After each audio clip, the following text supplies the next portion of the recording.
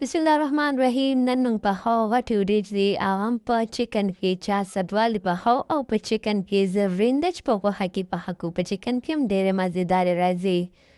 هغې دپاره ما چکن واخیستو، ښه صفا سوتره مې ووینځو او کوکر کې مې واچو. برنه پې کټ شوي پیاز واچو، کټ شوي ټماټر، د اوږې او ادرک پیسټ او حسب ضرورت مالګه او حسب ضرورت اوبه. دومره اوبه چې دا یخني پکې زموږ په ښکلې تیاره شي. او د کوکر باندې موږ چې ډېر ډکن به پې بند کړو او دې له به ورکړو داسې 10-15 منټ پرېشر. دا دی زموږ کوکر پرېشر واخیستو او بس دا دی زموږ یخني تیاره ده. اوس به د دې نه موږ دا چکن چې دی دا به ترې ښه ښکلی ټول رابار کړو او دا یخني چې ده نو دا به دې کې به بیا موږ وریجې پخېږو. بس دا چکن ته ما ښه ښکلی رابار کړو او اوس به یې داسې د لاس د مدد سره یا داسې کانټو سره ښه ښکلی داسې نری نری ریشو کې کټ کړو. بس دا به ټول موږ په دې طریقه باندې تیار کړو. او دلته چې دی نو ما دلته ما یخني واخیسته او په ګیس مې کېښوه او دلته غټې ډوش چې دي هغه ما ښه صفا سوتره ووینځلې. د دې د خشک کولو څه ضرورت نشته، دا همداسې ښه ښکلي پخېږي. او دا مې وریجې مې هغه یخنۍ ته ور واچوې او بیا مې ورسره مې ور واچوې. و مصالو کې مالګه، کړپۍ مصالې، زیره او چدنیه، ګرمه مصاله او لږ شانته کې کورکمن او حسب ضرورت مالګه. دا ټول ما ته ور واچولو او مکس مې کړه او ډکن مې پې کړ.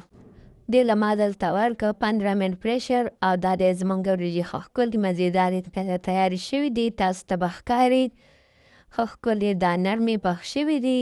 او اوس چې دی نو کوم چکن چې موږ ریشې ریشې کړي وو هغه به تاسو موږ ور واچو او ټول به ورسره ښه ښکلی مکس کړو. د دې ټول نه اهم کار دا دی چې دا موږ دلته دومره مکس کوو چې د دې دا یو ریشه ښه بېله بېله شي او دا داسې تار وکړي. نو دلته ما ښه ډېر ټایم دا داسې مکس کړل. په دې طریقه باندې داسې سمڅۍ سره وښئ او ښه ښکلي مکس کوئ.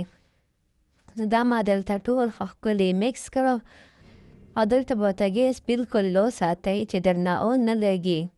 او ګوره زموږ په چکن کې هم ښه ښکلې چارسدوالې وریجې پخ شوې دي، ښه لیسدارې، ښه مزېدارې. او بس په دې طریقه باندې چکن کې تاسو پخولی شئ. ضروري خو نه ده چې هر وخت به موږ د غوښې استعمال په وریجو کې کوو.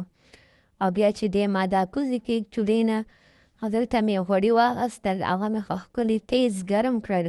ګوره تاسو کتی شئ چې دا کله ښه لوګي وکړي، ښه ګرم شي.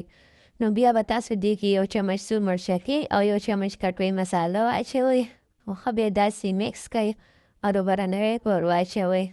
او دې کې چې دی دا مخکې نه ما دې کې 2 چمچ غوړي اچولي وو، هغه ویډیو ما نه سکپ شوې ده کوم ټایم چې پکې ما پیاز ټماټر اچول. او بس داسې را واچوئ، سلاتو سره تیار کړئ او انجوی کړئ. په دې طریقه باندې پخې کړئ، دومره ښایي وي، دومره مزېدارې وي. اول د روز سهار وخت چکن کې پخوم. ویډیو لایک کړئ. بای.